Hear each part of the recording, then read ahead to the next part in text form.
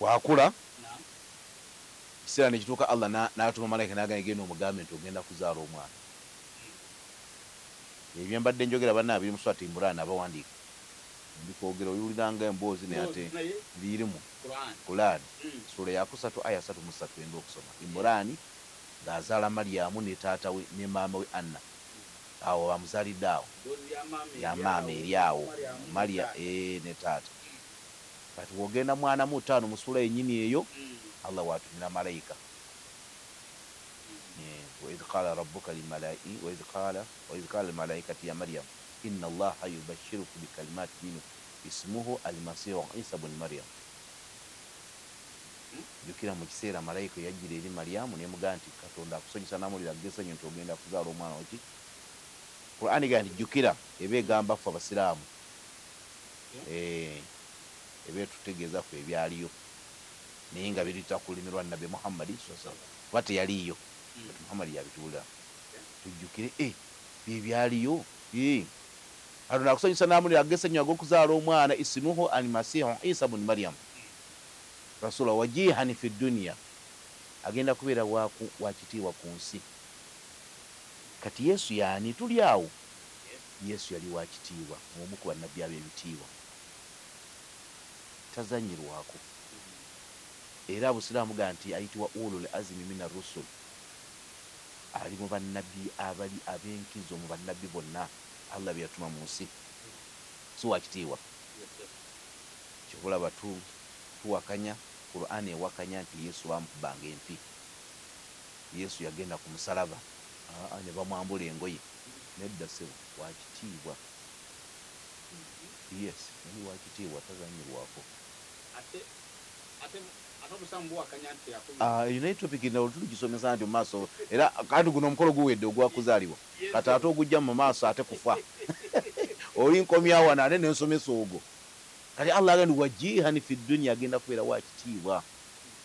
Wallahi Yesu yayitanga wakitiibwa wadde bamwaŋŋanga naye nga tebamusobola nga tebamukwatako. Ekisooka yali afuukafuuka Katonda yali amufuula yali akyuka gwe bamumanyidde nga si yoyo agenda okujja nga ate yaani naye nga ate waali kati oyo mugwako Obusiraamu bwe bumutegeera. Yes bino Quran yebitegeera. Yes ebinnyonnyola emumanyi nnyo. Kati saidi eri bamumanyi baloza baga nti bamutyoboolanga bamukubanga empi oyo de bamukubanga empi n'alya nga tanaaje mu ngalo simanyi biki ebyo byonna ne bamuteekako kale byakutyoboola kuyiisa. Yes bamukubanga empi nga tanaabye mu ngalo. Wogenda mu Luka 11:36 nabbi wa Katonda mu era baga musajja n'amuyita kulya emmere n'ajja n'atuula. Omusajja ne yeewuunya kubanga tasose kulya kunaaba mu ngalo nga tanalya. Ne bawandiika ebiga ne yeewuunya omusajja eyamuleetera naye ne yeewuunya. Ebiri mu Bayibuli nkuwadde olunyiriri Luka 11:36. Yesewo 11:36. Yes kati ate bw'ona osoma Luka 18:21 ne Luka Yokaana 8:21 ne Yokaana 18:21 zonna ziri awo. Aga nti Yesu yali ayogera ebyo yali ayimiridde kumpi n'oluyi. Yesu oluyi lwaki Mukama waffe omuddamu bw'otyo? Aga munnange oba njogedde bubi kirumiza ekibi naye obanga njogedde bulungi onkubira ki oluyi? Ebyo byonna ne bebiwandiika. Qur'ani bwegamba nti Yesu wakitiibwa mu nsi. Ekigambo kitumala yali wakitiibwa. Byafaayo bye bingi nnyo byogera kitiibwa kye. Kati ensonga erimu endala nti weyukallimu nnaasa fil mahdi wa kahara. Allah atunyuzaga nti Allah yatugamba nti agenda kwogera n'abantu nga kakyali kabbibi. Isa agenda kwogera n'abantu nga mwana muto. Baby when he's still on cradle. Wajita cradle. Akyali n'akalira. Balyamu obubaka yabufunira awo. Kati Obusiraamu ne bumanya Yesu ono yaani. Yesu tanaba nakuzaalibwa. Nakuzaalibwa bino babigamba maama agenda okumuzaala ebigenda omubeerako. Yes, tegeeza maama n'amanya gwazaala si wa bulijjo. Naye Allah jukira agamba nti ismuhu almasihu Isa bun Maryam, ismuhu mwana wa Maryamu. Yes, mwana wa Maryamu. Nze Amiri ibn Ali. Yes. Ate abamwere ebiseera ebisinga tutuuma mannya agange nze omuvubuka omwana niyo zakulya taata naye bateekako eryamaama. maateekako lya maama ebigwedde ensonga nno kale wallahi songa abaana ffenna abalenzi abaana bonna wadde muwala erinnya agwa lya taata lyaga nti Fatuma binti Muhammad, tagamba nti Fatuma binti Aisha. Maama tamuleeta wabula ompadde akantu wabula mbadde tekajjanga mu bwongo. Nange nkirabye teri mwana wadde muwala agamba nti Fatuma binti Aisha, agamba nti Fatuma binti Muhammad, Fatuma binti Musa, Muhammad bin Sulaiman.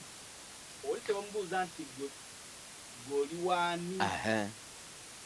N'agamba nze Muhammadi mutabani wa wani maama wange, maama wange bamuyita Rehema, mutabani wa Rehema.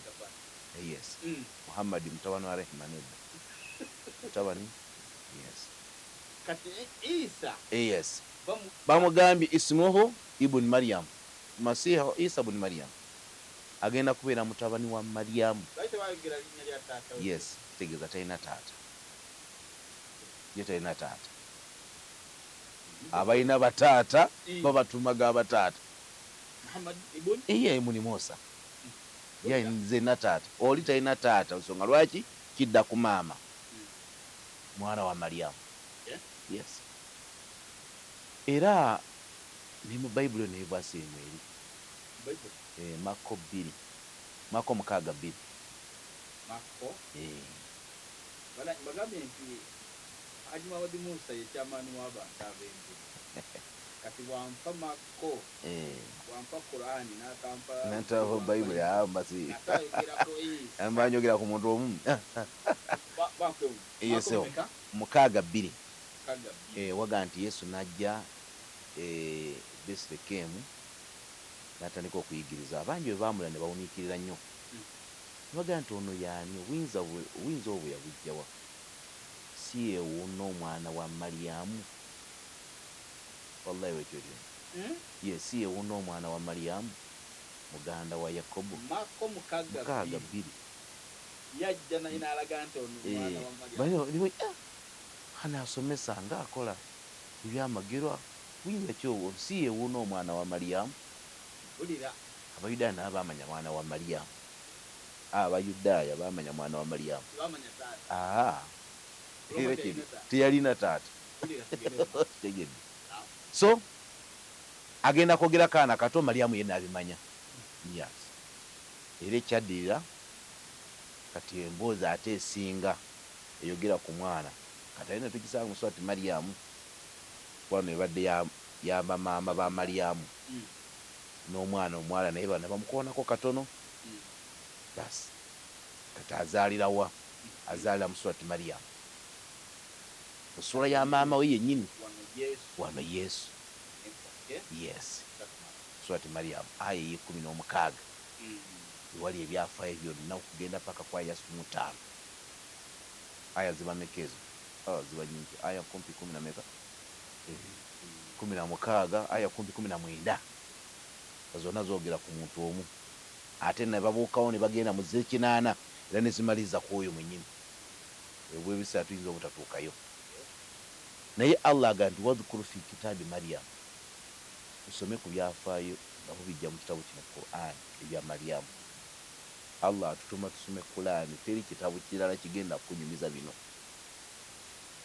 Era osebo kampozingewo. Omanyi nga Vatican wali amawulire amalungi esaano etogere. Vatican wa Papa wali amawulire amalungi. Omukyala yasomye Surati Maryamu eyo n'asiramuka. nani babayita bannani gwe tuyita sister bamuyita sister Catherine yasiramuse n'abanna abawerako sister Vatican yasomeswa ati Mariam n'asiramuka. Kijja kitya? Wabadde ali badde bazimbawo library y'abakatuliki y'amaanyi, manyi babeera n'ebifo bingi. Library eyo ngerimu ebitabo byonna ebiri ku nsi naddala ebyeddiini bya Paapa ne Qur'ani nga mwerisewo, naye nga instruction eryemu Qur'ani eyo temugikwatangako. Bagirina naye temugikwatangako era tebagikwatako. Bali bantu balina kye bayita order ate bagondera bakama baabwe. Ekyo alhamdulillah temugikwatangako era ng'eri awo tebagisoma. Basoma ebitabo bisigaddeyo naye nga tebagisoma. Kati Allah bwagera omuliro oba gwava bagamba nti eri amanyi ne gwokya library yonna ku ttaka